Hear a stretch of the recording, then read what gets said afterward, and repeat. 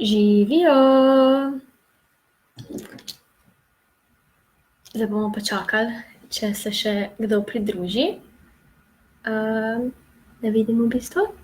Tako da, če je kdo tu, če me sliši, če me vidi, če je kdo pripravljen na spletno kavo s Hano, oba. Naj digne roko oziroma se naj prijavi, da začnemo. Tako da bomo videli, kdo je tu. Če ne, bomo imeli pa monolog. Ne? Da vidimo, če smo vse naštimali. Ok. Super, tako da, če je kdo tukaj, naj mi da nek znak, da bom videla, da se ne pogovarjam sama s sabo. Če ne, bom pa tudi sama sebi, kaj veliko povedala. Tako da, če ne, bomo pa kar začeli z mojo spletno kavo.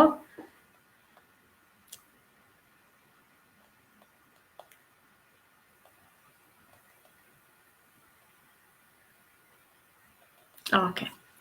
Torej, moja danes tema bo, kje in kako pridobiti delovne izkušnje pred prvo zaposlitvijo. Tako da to je današnja tema spletne kave.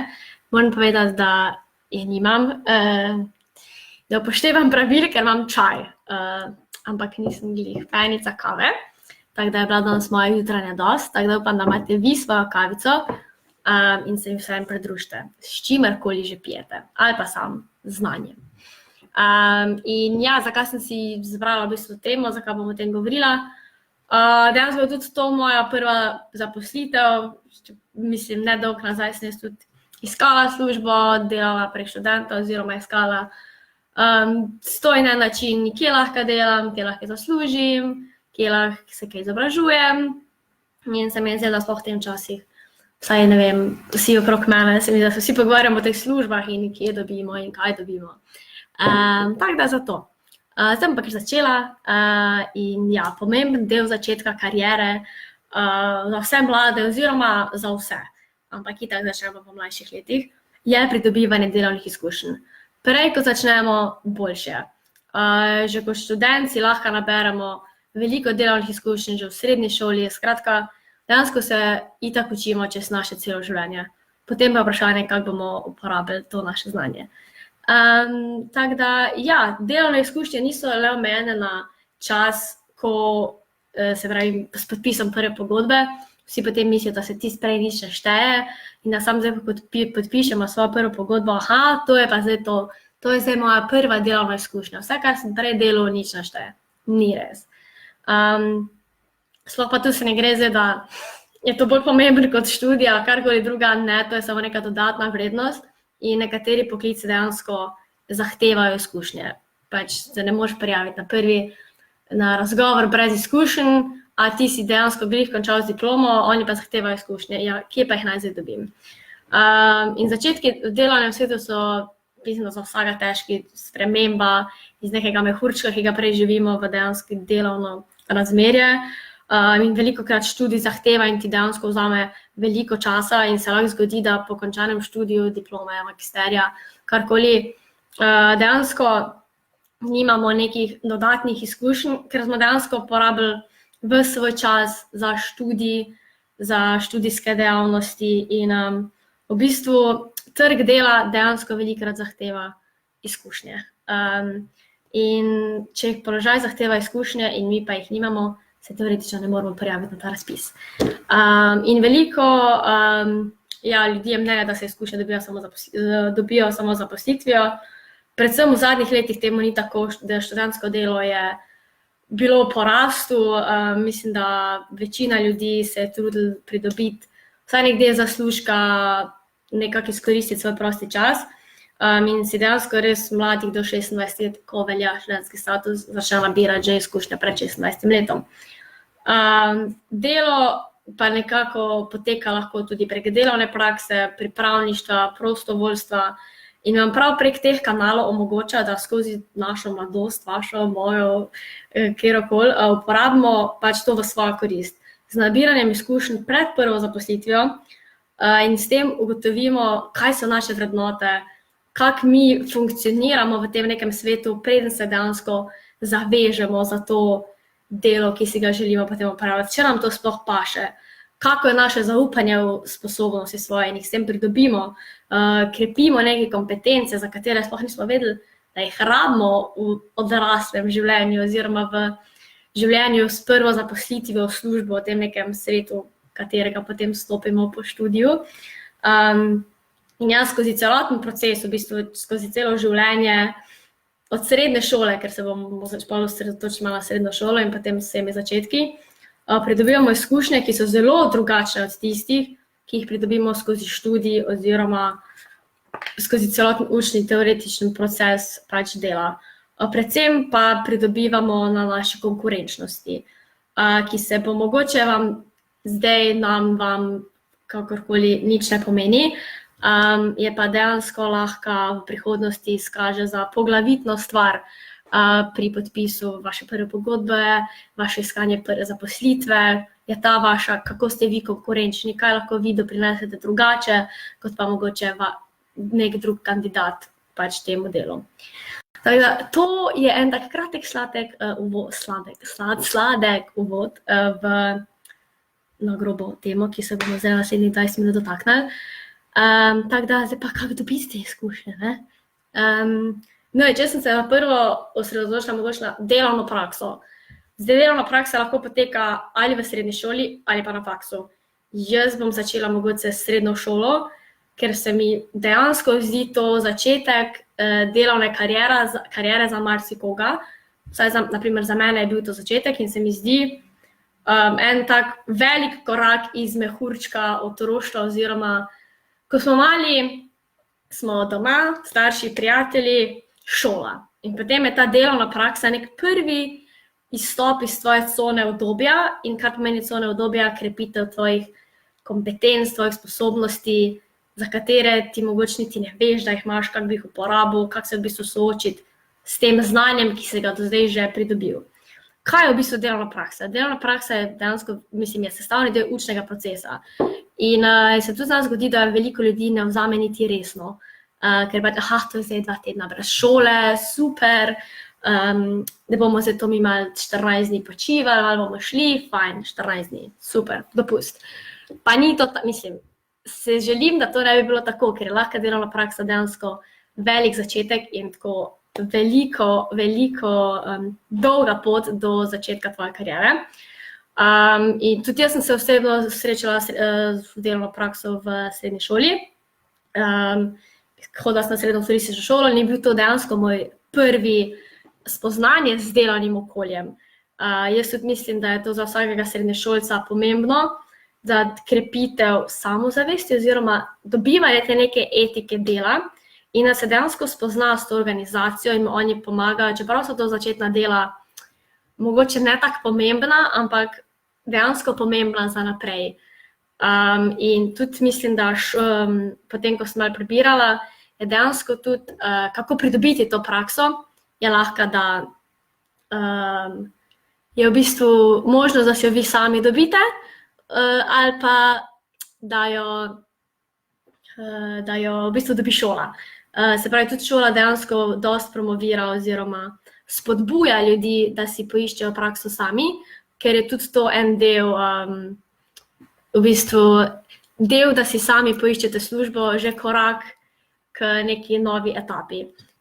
Je pa tudi možnost, da jo pridobijo vam šola, ker ima oni svojo bazo, ki jo odobrila zbornica in ni problema, potem dobiš s preverjenim podjetjem in je tudi super. Dejansko je pa pomembno, da se vi tudi na tej delovni praksi izkažete, ker je dejansko potem lahko to začetek, da vam ponudi kako počitniško delo, začetno delo ali pa mogoče vas priporočijo komu za počitniško delo v srednji šoli. Dejansko dober začetek. In sploh zaradi tega, ker to začnemo kot tak mladi, ker se osredotočamo na srednjo šolo, ki prej niti ne vemo. Mene je bilo največja groza dvignati telefon v pisarni ali pa potrkati na delo, na vrata direktorja ali pač kogarkoli, mi je bilo to nekaj nepredstavljivega. In potem naslednje leto, ko sem šla spet k istim, ker so bili zadovoljni z mano, mi drugo leto sploh ni bilo treba sekirati, kje bom. Ok, to pa je bilo že pa vse v redu. In potem vsako službo, ko sem dobila, sem se vedno spomnila na tisti prvi, da kakšna zravežljiva sem bila. In se mi zdi, da te potem krepi še dodatno to, da si pa že mogoče pri 15-16 nekje stopil v delovno okolje. Zato se mi zdi delovna praksa v srednji šoli super pomembna, da se zavedam, da nimajo mogoče vse srednje šole, gimnazije možnost izvesti, ampak vsaj tiste, ki jo imajo, da študentje, dijaki vzamejo to resno in se dejansko vključijo v proces, pomagajo, dobro izkažejo na delu. Tako da to je glede prakse, oziroma mislim, da je to vsaka začetek prihodnosti in zdaj mogoče, ker sem se osredotočila na srednjo šolo, pa še ne pomeni, da tudi na faksu ni pomembna, nasprotno.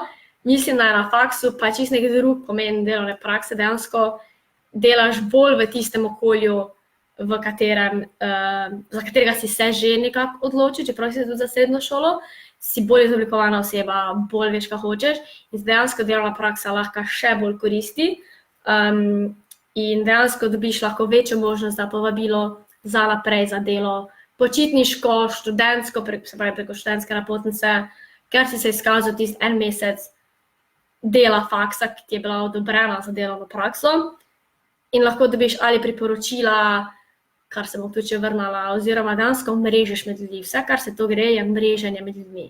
Tudi, če ne dobite mogoče zdaj kar povabila za naprej za tisto službo, dejansko ste v tistem kolektivu nekaj naredili, če ste se dobro izkazali, imate ljudi, za katere veste, da jih lahko kaj vprašate, če boste karkoli drugače rabili, greste do njih, skratka se z njimi povežete še v prihodnosti. Čeprav je to zgolj del prakse, srednji šoli ali pa študijski praksi. In potem je tukaj že eno in edino, mislim, da najbolj popularno, famozno študentsko delo, delo prek študentske napotnice. Super stvar. Kaj sploh je študentsko delo? Študentsko delo je začasno oziroma občasno delo, ki ga opravljajo dijaki, študenti in udeleženci izobraževanja odraslih v času med 15 in 26 letom. Se pravi, morajo biti stari nad 15 in pa do 26. leta in pa se pravi veljan status dijaka študenta Republike Slovenije. To, mislim, da vsi vemo, kaj je študentsko delo. In odločitev za delo preko študentske napotnice je lahko iz večjih razlogov. Želja po zaslužku, želja po praktičnem delu, želja po mreženju z ljudmi, želja po rabi malo denarja za zaslužiti za svoje študentske življenje, potovanja, zakaj pa ne bi jaz tudi kaj naredil, vse je pa že mogoče čas. Zdaj, če se gremo za optimalno pridobitev izkušenj glede svojega področja, karkoli, je itak seveda najbolje, da se odločimo za strokovno delo našega področja. Se pravi, kar mene zanima, kaj jaz študiram, kaj si jaz želim delati. In se pravi, to je zdaj najboljši čas, da jaz ugotovim, kaj si želim delati. In zato je super študentsko delo, ker dejansko delaš z obvezo, ne razumete, ampak delaš s tako obvezo, kot je pa mogoče podpis pogodbe in potem šele ugotoviš po enem mesecu v službi, to pa sploh ni za mene. Potem, ko če to ugotoviš po enem mesecu študentskega dela, tudi je taka panika. In zato se odločite za dela dejansko vašega področja, tudi mogoče kljub manjšim plačilom, kot so mogoče naprimer druga, kakšna bolj fizična dela, karkoli izven vašega področja, pa so bolj plačana. Če se iz tega razloga odločite za tisto delo, ste mogoče naredili manj v tistem trenutku in niste mogoče toliko vložili v prihodnost, kot da bi, če bi dejansko se odločili za nekaj iz vašega področja. In bo dejansko to poplačano v prihodnosti. Kako bo to poplačano? Če boste pri delodajalcu, ki se zanima za to službo, dobili študentsko delo, se izkazali zanimanje, delovno vnemo, dali neke dobre ideje, ugotovili, da vas to res zanima, je se to vreden v prihodnosti več kot tistih par evrov več, ko bi jih mogli zaslužiti na mesec. Ker v času, ko bo pa prišel čas, živijo diploma, kaj pa zdaj, bo dejansko pri tistem delodajalcu več možnosti, da bo rekel, ta je bil pa super kot študent, prid k meni.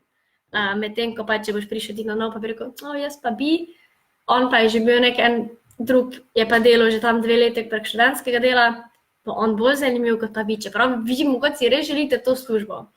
Tako da, ja, delodajalec, če se boste izkazali, si bo ga on zapolnil in bo dejansko znižal verjetnost, da bo po diplomi, po magisteriju, po študiju dejansko brez službe. Mogoče ne boste dobili na tisti službi, ampak dejansko boste pa dobili krog na tistem področju, za katerega vas zanima že v študentskih letih in boste dejansko vedeli, katere ljudi poklicati, kam se usmeriti. Lažje bo, če boste že predelali na tistem področju. Dejstvo pa je, da ni vse posod službe na vašem področju, ni ne čaka vse posod študentska dela, je dejansko treba kdaj popreti tudi za kako drugo delo, kar pa tudi ni slabo. Več del, kot praviš v študentskem delu, več izkušenj dobiš, več kompetenc dodatno, izpostaviš svoje sposobnosti, svojo samozavest krepiš in dejansko ti lahko tudi druge kompetence pomaga na področju, za katerega dejansko si ti želiš, boš dejansko še kasneje boljši iz tega pristal. Tako da študentsko delo je zato, da odkrivamo sami sebe, svoje sposobnosti in predvsem svoje zanimanja. To je čas za nabor spoznanstev, izkušenj, spravi, da širimo mrežo, kjerkoli jo lahko. Zakaj poznanstev? Slovenija je tako mala, da se vsi med sabo poznamo. In če bomo mi rabili kakršnokoli uslugo in se bomo ful odrezali pri enem delodajalcu, bomo prej dobili kakšno priporočilo, do katerih se bomo tudi vrnali potem, kot pa nekje, ki bomo bili tako, ja, to je za moje študentsko delo, zdaj bom tu 1 leto, 2 meseca in potem bom šel, ko bom zaslužil. Se je naredilo zelo malo v tem obdobju, pa je za prihodnost. Tako da, če dejansko želite ostati potem tam v tem podjetju, organizaciji, je treba študentsko delo vzeti zelo resno, tudi tako resno službo, ker je to resna služba, in se dejansko izkazati. In je lahko v bistvu potem enkrat manj skrbi za delo po diplomi oziroma pridobitev prve zaposlitve za naprej. Potem pa bi se osredotočila še na tretjo stvar, ki pa je prostovoljstvo, na katerega dosti ljudi pozabi, vključno z mano kdaj, da je tudi lahko prostovoljstvo kot delovna izkušnja. Tako sem rekla, veliko glasov da ven, da se lahko prijavite z izkušnjami, in vi pa ste pač mogoče brez izkušenj in se pač ne morete prijaviti. Kaj pa zdaj? Pa mogoče ste že stari, če 26, se pravi, problem je, da ne morete delati prek študentske napotnice, kar pa se mi zdi, ker se študentsko življenje vrti okrog te študentske napotnice. In še vedno si pa hočemo ustvariti kariero, pridobiti neka dodatna znanja, kaj pa zdaj? Prostovoljstvo. Če že imate v glavi neko podjetje, karkoli, ki res želite z vašega področja, lahko pokličete, vprašate, pa če potrebujejo, povete vašo idejo. Seveda se lahko zgodi, da pač ne potrebujejo, da imajo določene poslovne skrivnosti, ne rabijo pomoči, karkoli vas lahko zavrnejo. Dejansko pa veliko podjetij so zelo veseli pomoči in tudi to je dejansko širitev vaših obzorij, vaših poznanstev, pridobivanje delovne izkušnje, čeprav zastonj. Ampak velikokrat je tudi to delo nekako poplačano. In res velikokrat predstavlja prostovoljstvo tudi manj odgovorna dela. Se pravi, to je pa lahko v zasebnih podjetjih, mladinskih organizacijah, mladinskih centrih, imamo prostovoljce, javnih zavodih, raznih društvih, delavnicah, neprofitnih glasilih, časopisih, skratka, vse posod so prostovoljci. In zakaj je to koristno? S prostovoljnim delom dokazujete, da v vašem odvečnem času delate nekaj koristnega. Pač, čeprav mogoče nimate službe, iz kakršnega razloga, dejansko ste aktivni v prostem času. Ne rečem, da se moramo cel prosti čas posvetiti delovnim izkušnjam, ampak dejansko, da se z nečim ukvarjamo poleg študija, karkoli drugega, da se trudimo. Tako sem rekla, širi izkušnje, širi obzorja, bogatite svoj življenjepis, tudi to gre v CV, odkrivate dejavnosti, ki jih prej niste poznali, lahko odkrijete čisto neko novo karierno pot preko katerega koli dela, zdaj govorim slučajno za prostovoljstvo, popeljejo vas v druga dela, ki mogoče se niste zamislili, da bi jih vi delali, se srečate čisto na ključu in dejansko vam je lahko to všeč. In tudi, če delate manj zahtevno delo, kar se zna zgoditi s prostovoljstvom, je to nek korak do želene dejavnosti. Se pravi, tudi če delamo neko dolgočasno administrativno delo, s tem krepimo digitalne kompetence, računalniške veščine, svojemu koordinatorju, mentorju lahko kaj predlagamo, kako idejo in s tem tudi delimo svoje znanje in dejansko pomagamo tudi njim, kar dejansko bojo cenili. Mogoče kot zanimivost, Evropska prostovoljna služba, pri kateri je sodelovalo 8 držav, je potrdila, da z izkušnja prostovoljnega dela v drugi državi bistveno vpliva na karierne odločitve mladih in jim pomaga razviti kompetence. In tudi s tem so se strinjali sami delodajalci, ki so dodali, da bi nekdaj prostovoljci, ki so bili v njihovem podjetju, dejansko mogli navediti prostovoljstvo kot delovno izkušnjo, ker se dejansko močno prekrivajo s tistim, ki dijaki, kandidati, študenti pridobijo na plačanem delu. Tako da je prostovoljno delo dejansko dobra delovna izkušnja in mogoče lažje jo je pridobiti kot pa delo preko študenta ali pa kakršnokoli pogodbo, če v tistem trenutku ne morete dobiti, je prostovoljstvo super alternativa. In kako izključiti pa te kompetence v življenjepis? Izkušnje s prostovoljnim delom v življenjepisu grejo pod delovne izkušnje. Čeprav veliko večina napiše pod prosti čas, tiste, ki se mogoče ne skladajo z določenim delovnim mestom, ampak če ste pa delali kot prostovoljec v nekem na področju, za katerega ste sedaj prijavljali tudi za službo, se definitivno kompetence in delovne izkušnje prostovoljstva spadajo pod delovne izkušnje. Tako da jih kar zapišite tja, ker je to vaša delovna izkušnja. Predvsem pa skozi vse to ugotoviti, kaj si se naučil, kako lahko to izboljšam, že med delovnim procesom evalvirati svoje delo in dejansko prositi za pomoč, ko imamo priložnost.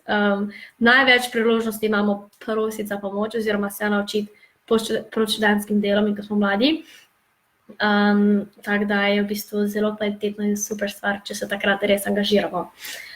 In pa pomembna stvar je pa ne pozabiti na priporočila. Pri vsakem delodajalcu, začasnem, študentskem organizaciji, karkoli priporočila.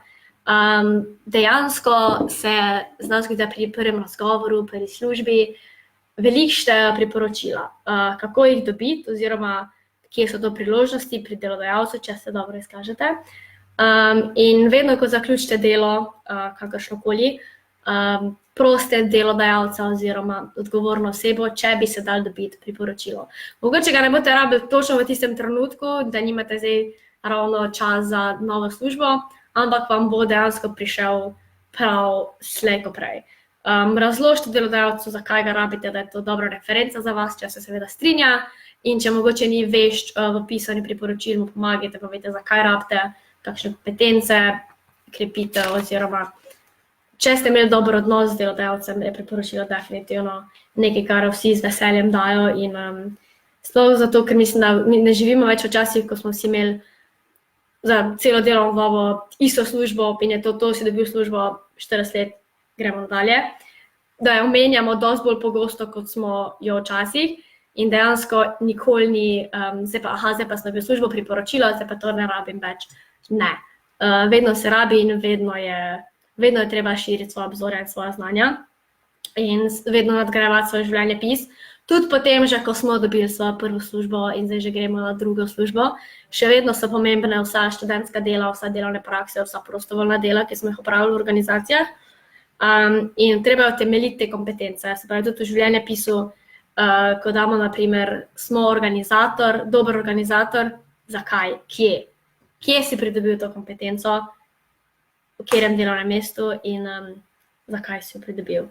Tako da izkušnje se dobijo, vse izkušnje, ki se dobijo, je treba evalvirati in jih izpostaviti, tudi se nam zdijo tako male, je to še vedno boljš kot nič. Je pa dejstvo, da tisti ljudje mogoče, ki so bolj aktivni v študentskih letih oziroma se bolj fokusirajo na študij in mogoče ne delajo toliko občasno na preko študentske napotnice, še vedno se pa štejejo tudi mogoče neko delovne izkušnje, še vedno je pa velik plus izobraževanja, mednarodne konference, aktivna participacija, kjerkoli na kakršnih koli dialogih, konferencah, webinarjih, seminarjih, tečajih. vse, kar lahko dodatno ponudiš kot kandidat, je super. Ne glede na to, če ti študij nudi ali ne. Velikokrat študij tudi ne nudi vsega, kar ti rabiš, pa čeprav se šolaš za to področje, ampak če te zanima španščina, peči na tečaj španščine. Če se bo ta dva borila za isto mesto, pa boš ti znal še španščino kot dodatni jezik, boš ziher ti bolj zanimiv, kot pa tisto, pa boste imela isti faks. Dejansko pomembna je konkurenčnost, kaj lahko ti več ponudiš kot kdorkoli drug. In ja, to je to, izkušnje so pomembne. Tako sem rekla, preko začnemo boljše, lažje je potem, teoriji, mi naj bilo, več ko lahko napišemo, več ko smo dali skozi, bolj smo samozavestni v sami sebe, dejstvo pa je, da se vedno, nikoli se nehamo učiti, ne na službenem, ne na teoretičnem, skratka, vedno se učimo in tudi se učimo, vedno iščemo nove priložnosti in vedno moramo biti pozorni. Tako da, to je bila moja malenkost, upam, da ste kaj razumeli. Če pa niste, pa lahko me tudi zdaj kaj vprašate. Opa, preden grem. Če ima kdo kakšno vprašanje, jaz sem bila zadovoljna. Če pa nima nobenega vprašanja, pa vas naj povabim na novo spletno kavo. In sicer v torek, 26. maja, bo spletna kava z našo Petro. In bo govorila tudi o njeni delovni izkušnji na Novi Zelandiji, se pravi Working Holiday Visa. Bo peljala vas tudi po Novi Zelandiji, po njenem potovanju, tako da to je zdaj nadaljevanje mojih delovnih izkušenj v tujino, kjer se tudi zelo pridejo prav in tudi to je potem ena super referenca za naprej. Tako da lepo se imejte, veliko se smejte in se vidimo na naslednji spletni kavi s Petro. Čau, čau!